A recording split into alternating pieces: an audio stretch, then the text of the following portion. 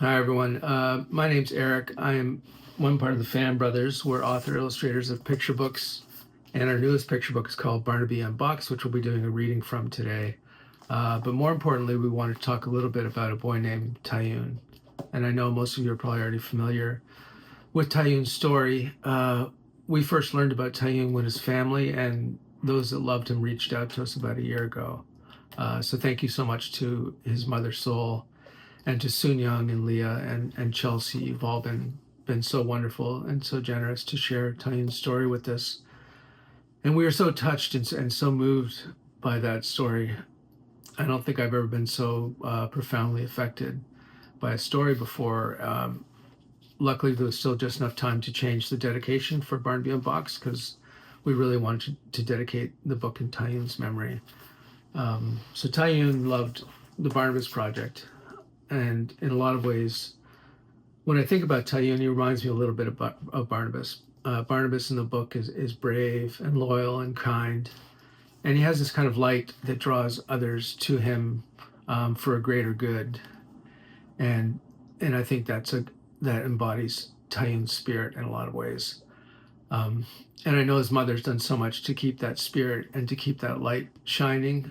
She reached out to our publisher, and now there are 3 publishers around the world in different countries that are going to be donating books in Taeyoon's memory, which I think is amazing.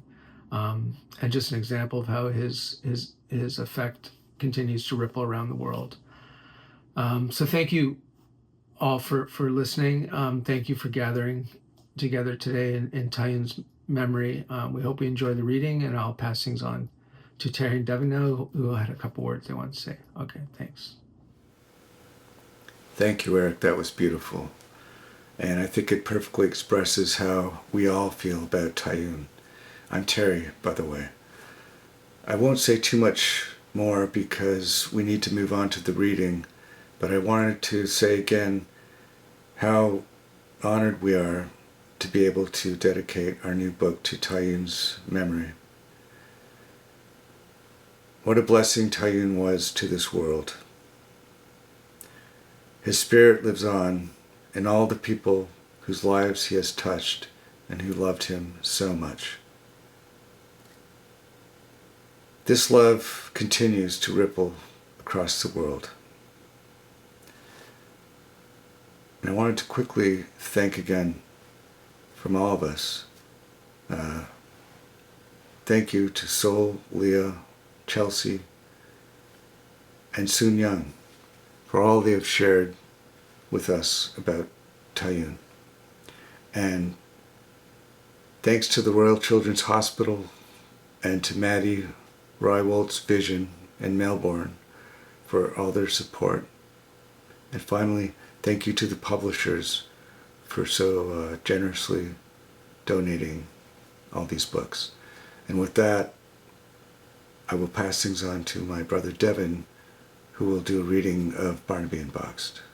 I hope you enjoyed the reading. Thank you. Thank you so much, Terry. And to all of Taeyoon's family and friends, we're doing this reading now. My name's Devin. I'm going to be doing this reading now of our book, Barnaby Unboxed.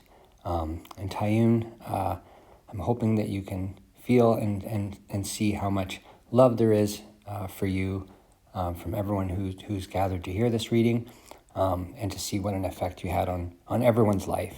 So this book is dedicated to the memory of Taeyoon, who loved both Barnaby and Barnabas. Barnaby lived inside a box. He was half mouse and half elephant, with a dash of flamingo. He lived in the box for as long as he could remember. The box sat on a shelf inside Perfect Pets on a perfectly ordinary street. Recently, some rather extraordinary events had occurred there, but things were starting to get back to normal. Barnaby liked to think he was the most perfect of all the perfect pets. He had a pom-pom tail, his eyes were big and beautiful, and his fur was as soft as cotton candy. And yet, he remained on the shelf unsold. "You'll find a perfect family one day," said Little Cheep.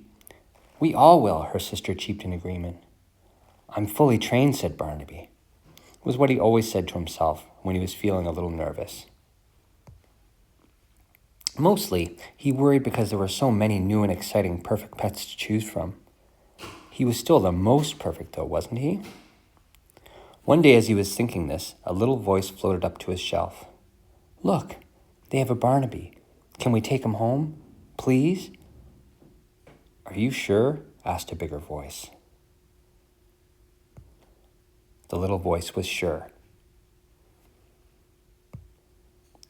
The owner of the little voice was a little girl. I love you, Barnaby, she said. The little girl waited until she was home to unbox him, so her dad could record the special moment. She dressed him up in funny costumes.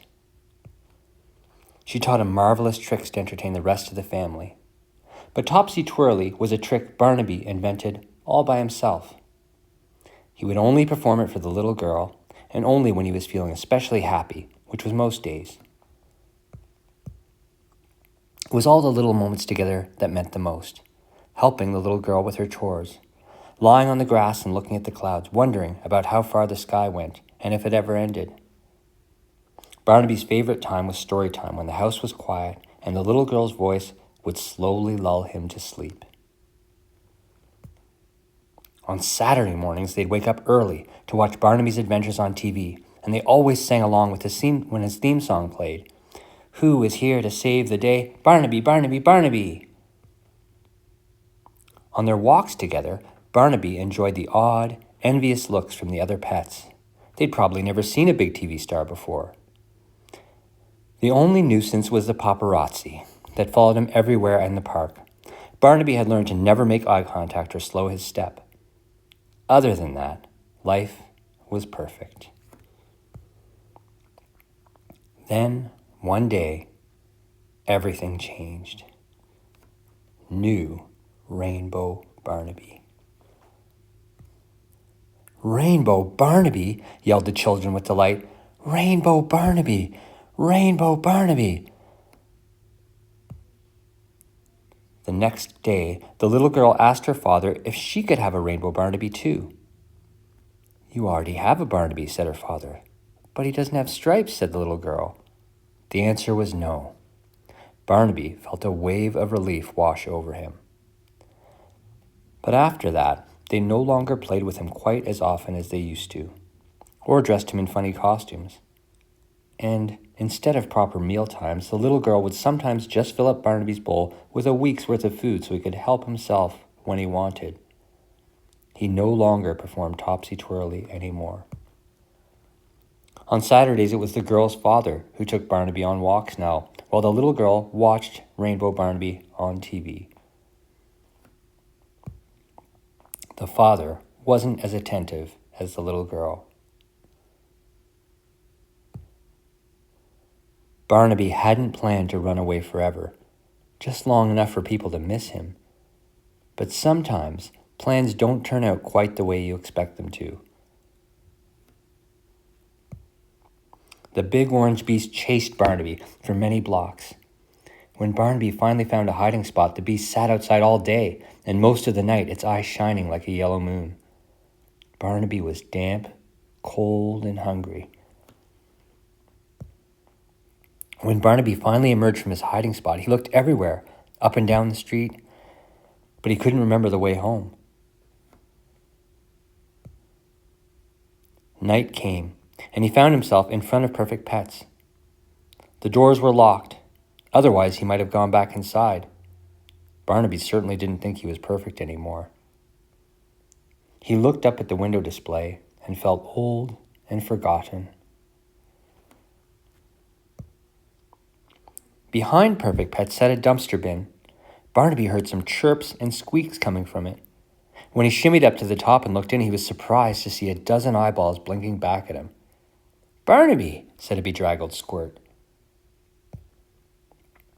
"You're all lost pets," said Barnaby, "just like me." "Lost or forgotten," said a dusty Rocky. Barnaby nibbled on a dried apple peel and felt a little better. "I'm trying to find my way home," he said. "Do any of you want to join me?" I can't leave my bucket, said Bubbalo, but it's not so bad. They're always dumping new bubbles in here. Tomorrow's day-old donut day, squeaked Rocky. We can't miss that, cheeped Big Cheep. Barnaby slept in the bin with his new friends until morning, dreaming of donuts and home. In the morning he awoke to a happy cheer. Day-old donut day! Maybe I should stay here with my friends, thought Barnaby. Life wasn't so bad here after all. But it wasn't home, and there was no little girl. He took a piece of donut with him for the road. Good luck, Barnaby, said Bubbalo. We hope you find what you're looking for, said Rocky, between mouthfuls of maple glazed donut. The day brought new dangers, speeding cars, huge feet, and something completely unexpected. Barnaby stopped. It was almost like looking in a mirror, except Rainbow Barnaby's fur had shimmering stripes of tangerine and teal. You'd look better with stripes like me, said Rainbow Barnaby. I like my fur the way it is, huffed Barnaby, although he wasn't even sure anymore. Suit yourself, said Rainbow Barnaby as he strolled away. It looks pretty dull and gray, though. The nerve of this Rainbow Barnaby. But it was true. By this time, Barnaby's beautiful pink fur was completely covered in dust and grime. Would the little girl even recognize him if he managed to find his way home? He wandered the city all day until he reached the edge of the park. The moon was high. The park was very quiet. Only the leaves whispered their secrets to the night air. Barnaby had a sinking feeling that no one was looking for him. Just then, the paparazzi appeared from behind a tree. For the first time, he was happy to see them. Why are you crying? They asked. Barnaby told them about the life that he'd left behind with the little girl and his hard days on the street. Somehow these squirrels had never even heard of Barnaby. They hadn't watched his adventures on TV or sung his famous theme song. To his surprise, they helped him anyway. Follow us, said the squirrels. They showed Barnaby the best trees to climb and where to find the sweetest acorns. Soon he was able to scamper with ease over the branches and hide among the trees just like the other squirrels. The days grew shorter. The leaves changed colors. Barnaby spoke the language of the branches and trees now, the chitter-chatter of his little squirrel friends. Barnaby was no longer famous, but that didn't matter now. He had his friends, his favorite sitting spot, fresh air, and moonlight. Yet often at night, when he was alone, Barnaby would think about the little girl. But over time, his memory faded, and he could hardly recall her voice or what she looked like anymore. Months passed, and soon soft snow covered the park. Barnaby stayed with the squirrels all winter, warm in their nest of leaves, safe from the winter storms. By the time spring arrived, all the acorns were gone, and Barnaby's stomach was grumbling. He ventured out with the squirrels into the cool, fresh air, hoping to be thrown some crumbs in the park. And that's when he saw her.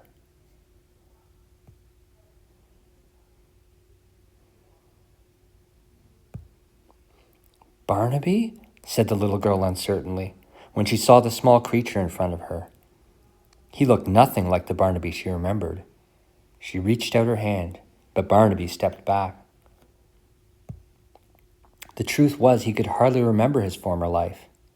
Now Barnaby's days were filled with trees and acorns, sunrises and storms, quiet starry nights. I've been looking for you everywhere, said the little girl. Is it really you? She held out a peanut, but Barnaby stood his ground. Topsy-twirly, said the little girl. And with those two simple words, Barnaby remembered everything. Hot baths and soft beds, funny costumes and long walks, cloud watching, and story time. And a little girl who loved him. The first thing Barnaby did when he got home was to take a hot bath with all the lost pets who the little girl had rescued from the dumpster. This was followed by a relaxing spa treatment. There were meals once again in his favorite bowl, funny costumes. And on sunny days, when the weather was warm, they always went for walks in the park. The end.